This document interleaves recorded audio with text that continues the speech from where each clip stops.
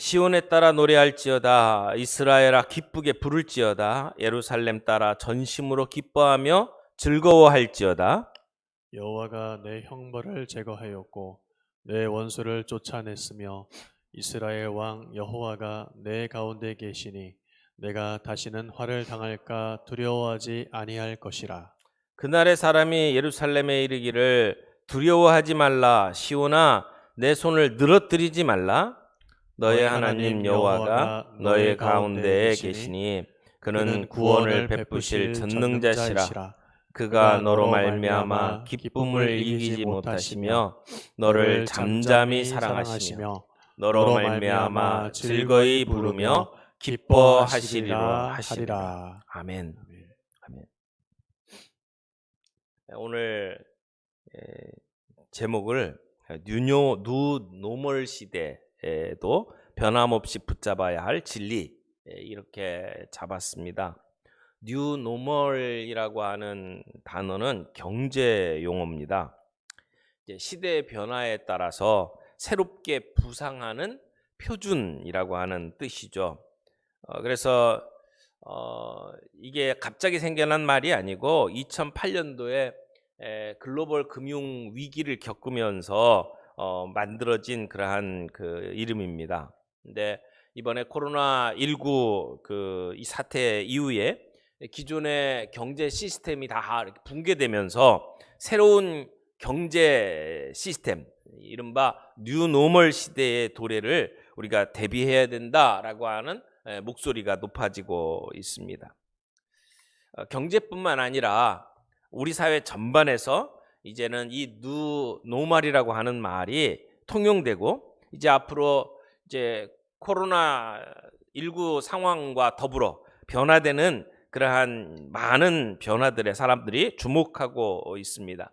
이제 거리두기 방역 지침이 세워지고 그래서 프로야구, 프로축구가 관중 없이 경기가 치러지게 되고 또 비대면 업무들이 점점 가속화되기 시작을 하고 그러면서 사실은 4차 산업혁명에 관심을 가지고 있던 많은 것들이 더 박차를 가하면서 우리 시대를 이끌어 가고 있습니다. AI라든지 또는 빅데이터라든지 그리고 자율주행이라든지 이런 산업혁명 시대에 새로운 그러한 면모들이 많이 생겨나고 있죠. 우리 일상생활 속에서도 이제 새로운 이 표준들이 많이 생기고 있습니다. 뉴 노멀이라고 말할 수 있는 것들이 정말 많죠. 집에 초인종이 울려서 밖에 나가봐도 택배를 가져다 주는 사람은 없고 택배 물건만 덩그러니 남아있는 그러한 모습들을 우리는 이제 자연스럽게 보고 있습니다. 좀 물건을 주고받으면서 수고했다라고 이야기를 하는 것이 정상적인 건데 근데 지금은 그런 일조차 할 수 없는 새로운 그러한 표준이 우리 안에 자리를 잡고 있는 거죠. 그래서 사람들이 심리적인 불안감을 다 가지고 살아간다고 생각을 합니다. 장을 보러 가든지 밖에 나갔다가도 후다닥 들어오게 되는 그러한 모습들을 우리는 보게 됩니다. 이런 뉴 노멀이 우리에게는 생소한 일이고 좀 어떻게 보면 받아들이기가 껄끄러운 것인지 모르지만 이제는 어쩔 수 없이 수긍해야 되는 상황 속에 우리들이 살아가고 있습니다. 이런 뉴 노멀이 우리 안에 자리를 잡는 것은 사실은 코로나19 사태 이전에도 많이 있었습니다. 예전에는 사람들에게 전화를 걸려고 하면 전화번호 다 외워가지고 아니면 이렇게 펼쳐가지고 보고 전화를 걸었어야 됐잖아요. 그러나 이제는 핸드폰 없으면 자기 집 전화번호, 자기 남편이나 아내 전화번호도 기억하기가 어려운 시대가 되어 버렸습니다. 예전에 여행 한번 하려고 하면 옆에 있는 사람이 지도책 펴놓고 우회전 좌회전 가르쳐 주면서 그렇게 여행을 했잖아요. 지금은 내비게이션에 나오는 그 아가씨 목소리 따라서 가면 불편 없이 갈 수 있는 그것이 이제는 노멀이 되었단 말이에요. 지금 코로나19 시대에 우리들이 변화되는 모습들을 이렇게 보고 있는데 이것이 만약 종식된다고 해서 옛날로 다시 돌아갈까요? 아마 그렇지 않을 거라고 생각을 합니다.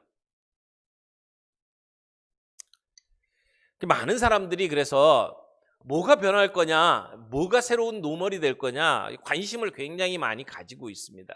그래서 물어봅니다. 이 시대에 성공하려면 시대의 흐름을 알아야 된다.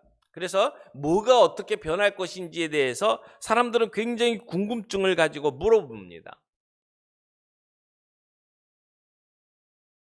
그러나 사실 이렇게 급변하는 시대에 우리가 변화가 어떻게 될 것인지를 예측하고 붙잡는 것보다 더 중요한 게 있습니다. 그것은 변치 아니하는 것을 붙잡는 겁니다. 이런 시대 속에서도 변하지 않는 것들이 있다는 겁니다. 그게 뭘까요? 여러분, 우리가 음식을 더욱 신선하고 맛있게 먹기 위해서 음식을 보관하는 방법들을 많이 생각을 했죠. 그래서 예전에는 음식을 유리병에다가 두고 그리고는 보존하려고 했습니다. 그러다가 시대가 변하면서 통조림이라는 게 나왔죠. 그리고는 이제 우리 시대에 저와 여러분들이 많이 이제 모든 집에 있는 냉장고가 등장을 했어요.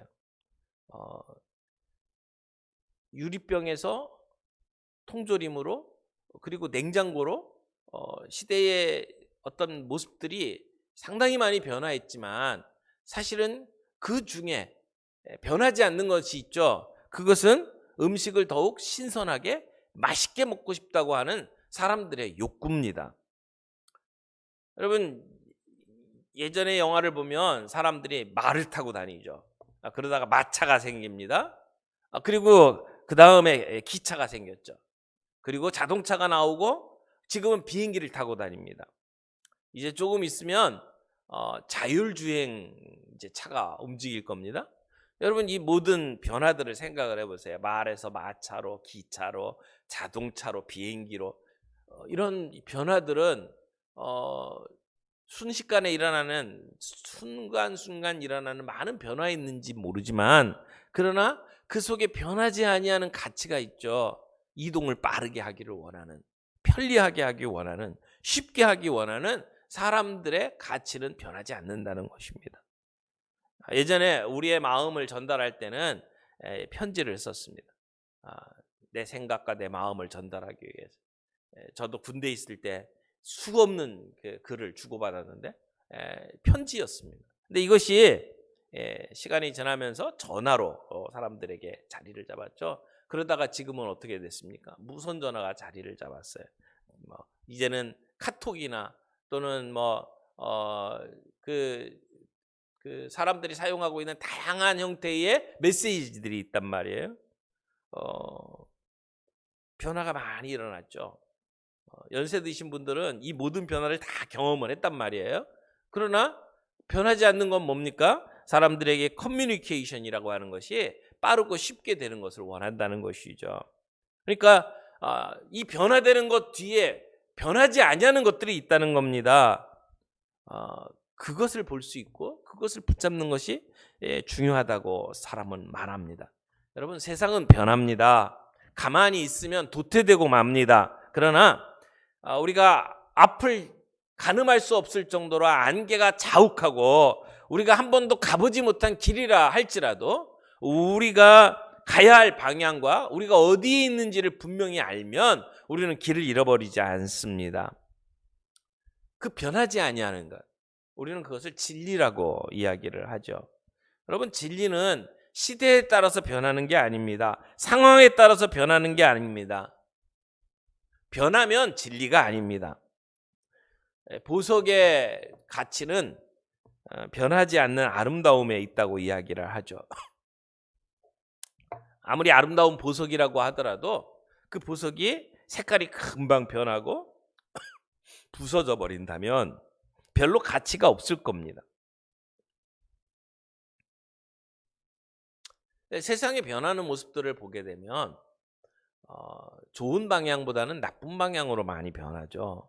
여러분, 우리가 먹던 음식을 놓으면 그 음식이 더 신선해집니까? 쉬어서 못 먹게 되죠. 세상은 그런 식으로 변합니다.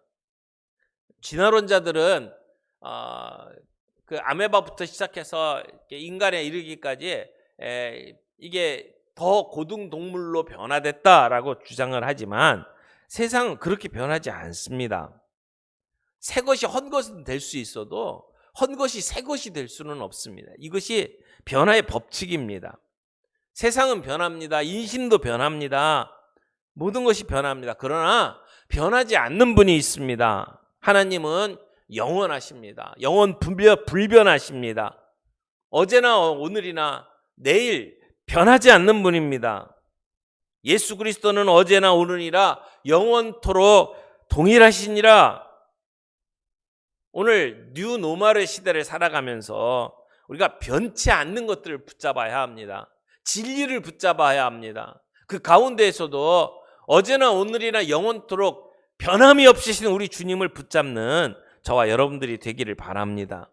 오늘 본문 말씀을 보면 유대 백성들에게 이 스바냐가 말씀을 전합니다. 이 스바냐가 살던 시대도 엄청나게 변화가 심했던 시대입니다. 나라가 곧 망하고 포로로 끌려갈 것입니다. 내일을 기약할 수 있는 처지가 기약할 수 없는 처지가 되는 겁니다. 그런 상황 속에서 하나님은 이 스바냐 선지자를 보내서 경고의 메시지를 주십니다. 스바냐가 사역을 했던 시대가 요시야 왕 때입니다. 어떻게 보면 성경에 이 등장하고 있는 이스라엘의 왕 중에 가장 훌륭한 왕을 요시야로 뽑습니다. 우리가 구약 파노라마 할 때 남북에 대해서 정리를 하잖아요. 남쪽 유다, 북쪽 이스라엘, 남쪽 20, 북쪽 19. 그러니까 남쪽에 20명의 왕이 있고 북쪽에 19명의 왕이 있죠. 북쪽에 19명의 왕은 다 한결같이 악하나, 남쪽에 20명의 왕 가운데 8명의 왕은 그래도 선한 왕이라고 이야기를 해요. 그 8명 왕 가운데, 그러니까 정직하게 행했다라고 평가받는 그 왕 가운데 그 탑 3를 뽑아라. 그러면 세 사람을 이야기해요. 여호사밧, 히스기야, 요시야. 근데 여호사밧, 히스기야, 요시야 가운데 히스기야하고 요시야가 훨씬 더 그래도 좋은 왕으로 평가받고 그 가운데에서도 탑 1, 첫 번째를 뽑는다라고 하면 요시야 왕이에요. 근데 이 요시야가 정치적으로 이제 판단을 잘못해가지고 이집트와 이제 싸우러 나갔다가 이제 죽고 말았습니다. 그거 외에는 흠을 잡을 수 없는 정말 좋은 왕이었습니다. 근데 스바냐가 활동했던 그 시대가 바로 요시야 왕 때였습니다. 그러니까 이제 요시야 왕이 16세에 왕이 됩니다. 근데 이제 그 종교 개혁을 일으키기 전에 요시야가 이제 스바냐가 나타나서 이제 유다가 망할 것을 예언을 하는 겁니다. 여러분, 어떤 메시지를 전하더라도 우리의 좋은 미래를 이야기하는 참 메시지를 전하면서도 기뻐요. 우리가 어떤 편지를 전달한다고 하더라도 그 사람이 받으면 이렇게 얼굴이 환해지고 정말 기뻐할 만한 그러한 복된 얘기를 전해주면 전해주는 사람도 기쁘잖아요. 근데 이 선지자가 곧 망할 거다라고 하는 메시지를 전하는 것은 아마 선지자들도 죽을 맛이었을 거라고 생각을 합니다. 근데 요시야가 종교개혁을 이루기 전에 이스라엘은 우상숭배에 빠져 있는 상황이었습니다.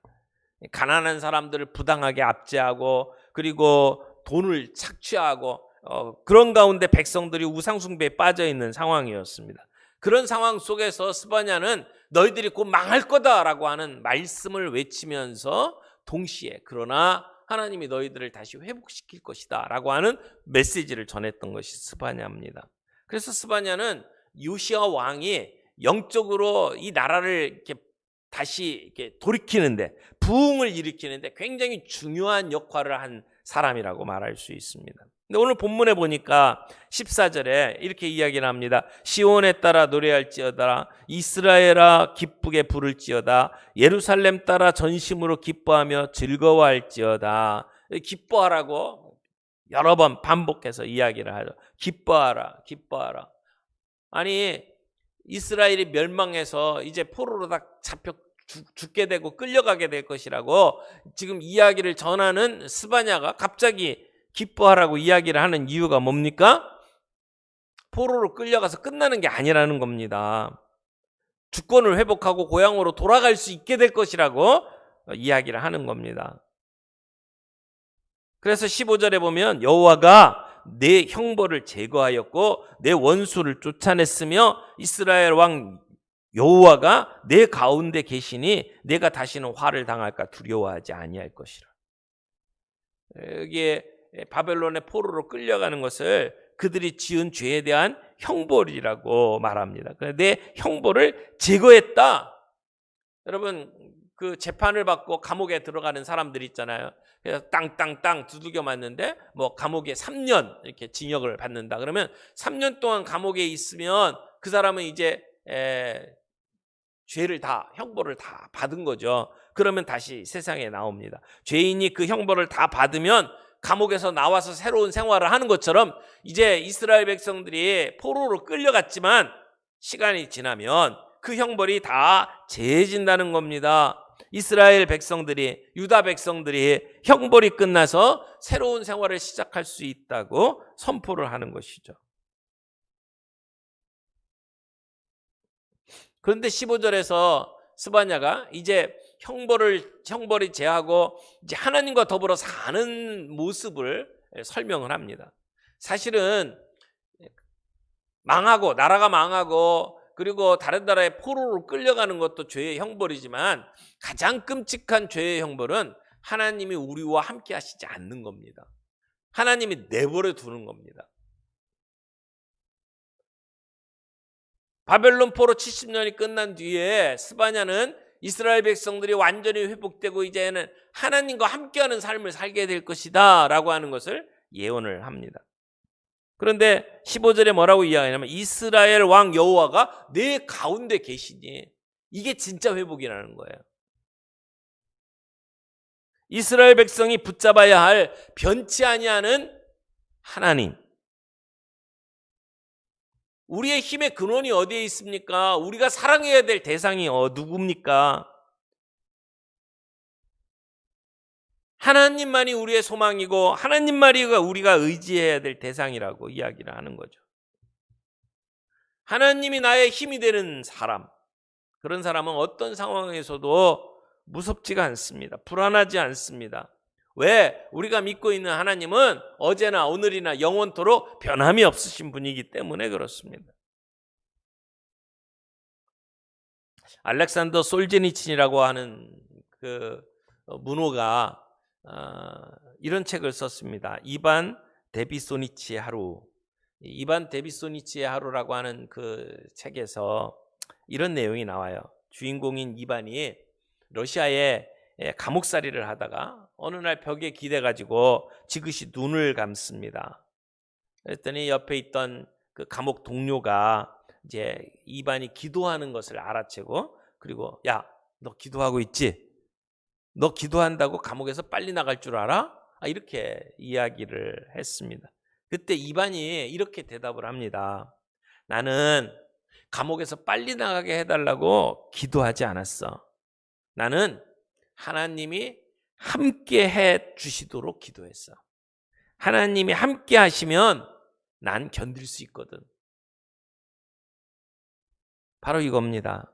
하나님이 함께 하시는 것. 그게 중요하다는 겁니다. 왜냐하면 하나님이 우리의 왕이시고 그분은 변함이 없으신 분이기 때문에.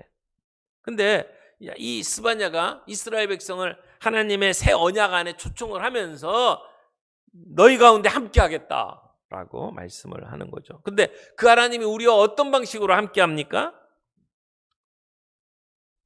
16절 말씀 봅니다. 그날에 사람이 예루살렘에 이르기를 두려워하지 말라. 시온아 내 손을 늘어뜨리지 말라.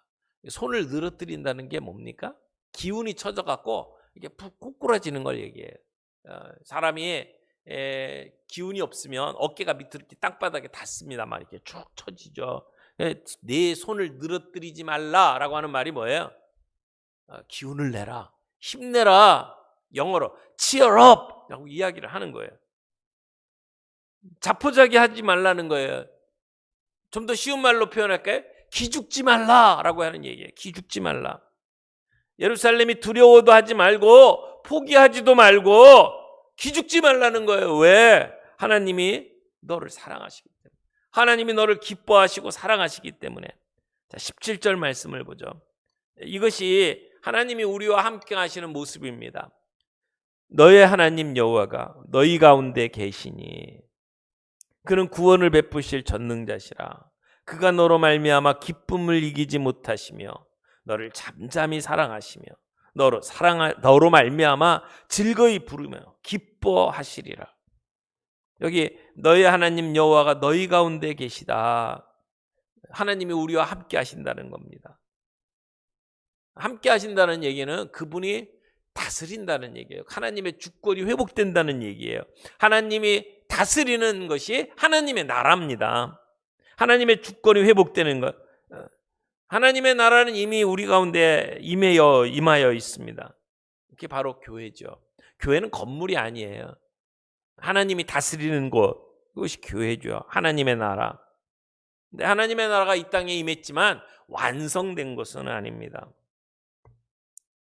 하나님 여호와가 너희 가운데 계신다. 그 다음에 뭐라고 했어요? 그는 구원을 베푸실 전능자시라. 여기서 말하는 구원은 우리를 죄악 가운데서 건져내는 것뿐만이 아니라 이 세상 가운데 우리가 당하고 있는 모든 환난 가운데에서 우리를 구원해 내신다는 것을 포함하고 있는 말씀이에요. 오늘 코로나19 바이러스로 고통 속에 있는 우리들에게 구원을 베푸실 하나님이라는 얘기죠. 그 다음에 뭐라고 얘기합니까? 그가 너로 말미암아 기쁨을 이기지 못하시며, 하나님은 우리를 너무나도 사랑하셔서 우리 자체만으로 기뻐하신다는 거예요. 우리가 뭔가 대단한 일들을 해서 하나님을 기쁘시게 하는 게 아니라 우리의 존재 자체가 하나님께 기쁨이라는 얘기죠. 이걸 이해하려면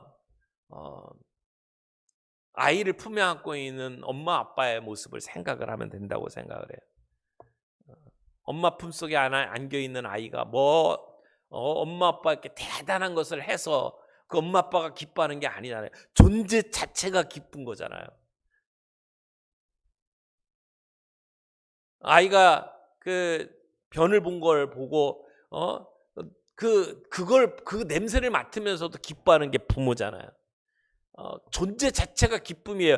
하나님이 우리를 사랑하신다는 것이 그가 너로 말미암아 기쁨을 이기지 못하시며,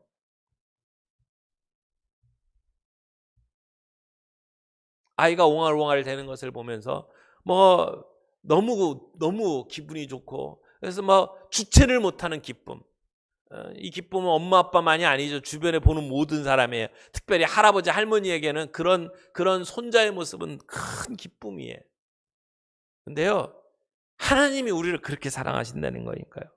그가 너로 말미암아 기쁨을 이기지 못하시고 너를 잠잠히 사랑하시고, 그러니까 우리를 사랑하시는 것이 요란법석한 게 아니라 조용하게 사랑하시기도 한다는 거예요. 있는 그대로 우리를 지켜봐 보시고, 그리고 사랑하시는 하나님. 그리고 뭐라고 이야기합니까? 너로 말미암아 즐거이 부르며 기뻐하신다. 하나님이 우리를 보고 노래하신대요. 하나님이 노래를 부른다는 표현이 그렇게 많지 않습니다. 네. 하나님이 우리를 보고 흥얼흥얼거리며 노래를 부르고 계신대요. 여러분, 이 세상 가운데 가장 복된 사람이 누굽니까? 주님이 나를 보시고 기쁨을 이기지 못하시고 어쩔 줄 몰라 하시고 즐거워하시면서 나 때문에 노래를 부르는 모습, 그것이 가장 복된 사람이라고 믿습니다. 이 급변하는 세상 속에 우리가 흔들리지 아니하는 진리를 붙잡을 수 있기를 바랍니다. 나를 끔찍하게 사랑하시는 하나님. 그래서 하나님이 나를 사랑하는 것이 어떻게 보면 내가 나를 사랑하는 것보다 나를 더 사랑하시는 하나님. 그 하나님의 사랑을 알면 주님은 나의 기쁨이 됩니다. 그 하나님의 사랑을 알면 내가 오늘 하루 살아갈 수 있는 힘을 얻습니다. 하나님의 사랑을 여러 가지로 표현할 수 있겠죠. 어떻게 보면 정말 집요하신 하나님, 끈질기신 하나님, 고집스러운 하나님, 나를 선택해서 그래서 사랑하시기로 결심하시고 내가 다른 길로 가더라도 포기하지 않고 나를 사랑하시는 그 하나님, 집요하신 하나님의 사랑, 변함이 없으신 하나님의 사랑, 이 세상 흔들리고 사람 변해도 영원히 변치 아니하는 주님의 사랑. 오늘 이 뉴노멀의 시대를 살아가면서 오늘 이 변치 않는 주님의 사랑이 우리의 가슴을 가득 채울 수 있기를 바랍니다. 이런 하나님의 사랑을 받은 사람, 그 사람은 복된 사람입니다. 오늘도 급변하는 이 시대 속에서 그 변치 아니하는, 천년이 지나도 변하지 아니하는 그 하나님의 사랑 때문에 오늘 우리가 힘을 얻고 다시 일어설 수 있는 그런 능력이 있기를 바랍니다. 찬양 속에 그런 찬양이 있잖아요. 세상 다 변하고 삶의 끝이 와도 주 없인 살 수 없네. 주만이 내 영광, 변치 않는 진리, 주 없인 살 수 없네. 내 주 없인 살 수 없네. 내 주 없인 살 수 없네. 내 인생의 등대, 내 삶의 소망, 내 주 없인 살 수 없네. 오늘 그 고백이 저와 여러분 모두의 고백이 되기를 바랍니다. 기도하겠습니다.